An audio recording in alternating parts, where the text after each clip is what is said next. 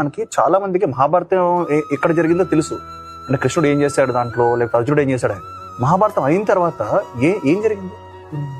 So ఈ Dwaraka Kingdom లో అంటే కృష్ణుడు ఉండేవారు, అదంతా చాలా థింగ్స్ జరిగాయి అక్కడ.